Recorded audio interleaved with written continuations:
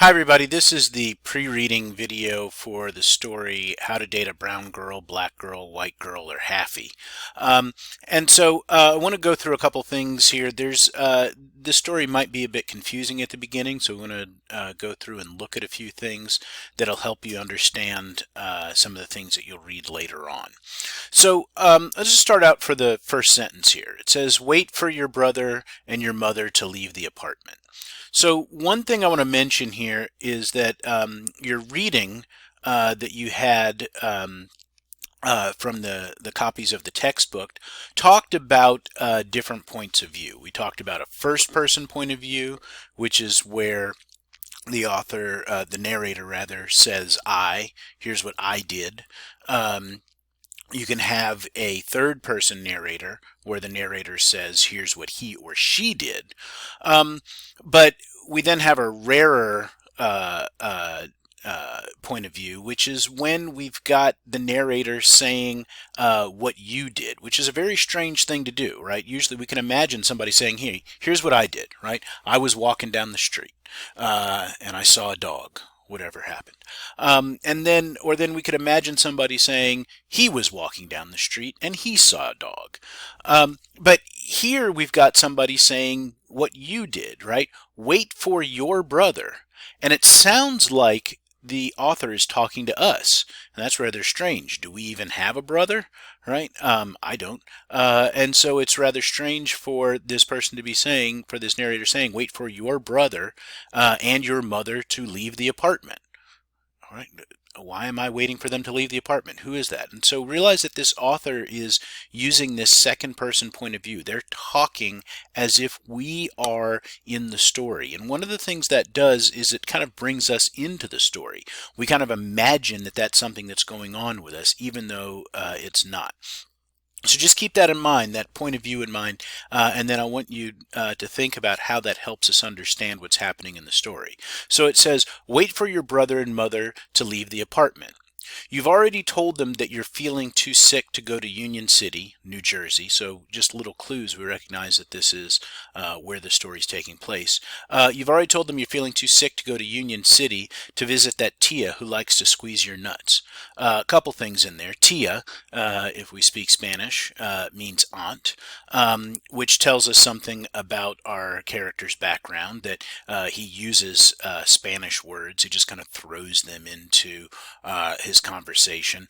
We see that he is going to be of Latino origins in some way. We'll see exactly what later on. And then it says that Tia, that aunt who likes to squeeze your nuts, he's gotten big, she'll say. That seems like an odd kind of a thing, that this aunt likes to do that, a kind of a strange situation there. We may not necessarily need to read too much into it. Sometimes students look at that and think, is this guy being abused or something? Or did I look at it more as he just kind of has a crazy aunt who does something like that to him? But in any case, we realized that by our second sentence, we know where he lives. We know something about his cultural and ethnic background. We know something about his age. You've already told them that you're feeling too sick to go to Union City to visit that Tia, right? Realize that he has to be of a certain age that somebody might expect him to do something like that, and he has to make up excuses to get out of it. But so he's young enough that people can, his mother kind of might expect him to go to visit family, but he's old enough that he can stay by himself, right? He's too sick to go, right? If he were like 7 or 8 and he said he was too sick, the mother probably wouldn't leave him at home alone. So we're already getting a sense of his age, his background, things like that. And then next sentence, and even though your moms even though your moms knows you ain't sick, you stuck to your story until finally she said, go ahead and stay, malcriado. Malcriado means spoiled, somebody who's spoiled. Again, using another Spanish word in there. Again, we can see that he's, this seems like somebody who's a teenager. Somebody's trying to get out of something by pretending that they're sick. He wants to be in the apartment alone, and we'll go ahead and see why he wants to do that. So next, clear the government cheese from the refrigerator. Government cheese is a term that some of you may know, but it's kind of an older term. It refers to surplus cheese that the government would give out to people, people who are on welfare or food stamps, that is, people who are poorer. And so we're already then getting a sense here of his socioeconomic status here. We're understanding that he's in a situation where he is going to be getting government cheese. And so it says here, clear the government cheese from the refrigerator. Well, why does he want to get it out of the refrigerator? If the girl's from the terrace, stack the boxes behind the milk. If she's from the park or Society Hill, hide the cheese in the cabinet above the oven, way up where she'll never see. And so we can see that he's hiding this cheese. We've got girls coming over. That explains why he wants to be alone, or a girl coming over. And so he's hiding that cheese because he might be embarrassed about that. So again, that tells us something about his socioeconomic status. It tells us too that we've got different socioeconomic statuses from the girls. If the girl's from the terrace, stack the boxes behind the milk. Right? You don't need to worry. If she sees it, that's not that big of a deal. If she's from the park or Society Hill, hide the cheese in the cabinet way above the oven, right? So maybe if they're wealthier, right, some of these other places, then you want to make sure that they'll never see it because you're really going to be embarrassed. Maybe somebody from the terrace is like, well, you've got government cheese just like I do. But somebody from the park or Society Hill might say, what is the, what are, start making fun of him in some ways because they see him as being poor. So again, we're getting a lot of information about his background here, even though it's not explicitly stated. It's suggested in here. Next sentence, leave yourself a reminder to get it out before morning or your moms will kick your ass. Don't want to leave that cheese up there. It might go bad. You're going to get in trouble. Take down any embarrassing photos of your family in the campo, especially the one with the half-naked kids dragging a goat on a rope leash. The campo is going to be like the countryside, right? We can imagine you bringing girls over to the house. He doesn't want to be embarrassed. And you can see that's embarrassing because these kids are out in the countryside. They're not very sophisticated. They've got a goat. They're not wearing all their clothes. Might just be wearing shorts or something like that.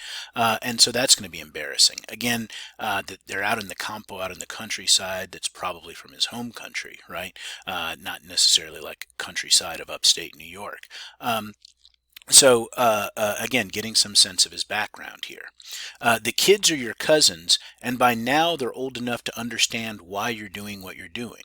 Why is he doing what he's doing? Well, he's kind of hiding his background. He doesn't want to be able to let people know who he is. Then, next, hide the pictures of yourself with an afro. Again, that's kind of interesting. We've mentioned that he's Latino. Before because of the Spanish that he's going to use there.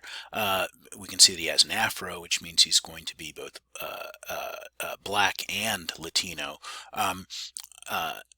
He's actually Dominican. This isn't mentioned specifically in the story, but it comes from a book of short stories, and if you read through the entire thing, the Dominican Republic is mentioned here. So he is going to be Dominican. And hide the pictures of yourself with an afro. He wants to hide that, and we can think about what that suggests, why he doesn't want people to see that picture. Make sure the bathroom is presentable. Put the basket with all the crapped on toilet paper under the sink. Spray the bucket with Lysol, then close the cabinet. Some of you who come from islands in the Caribbean might be familiar with this. Put the basket with all the crapped on toilet paper under the sink. Lots of places like that, the Dominican Republic, parts of Puerto Rico, I know in Cuba, people don't flush toilet paper down the sink. They just put it into a bucket.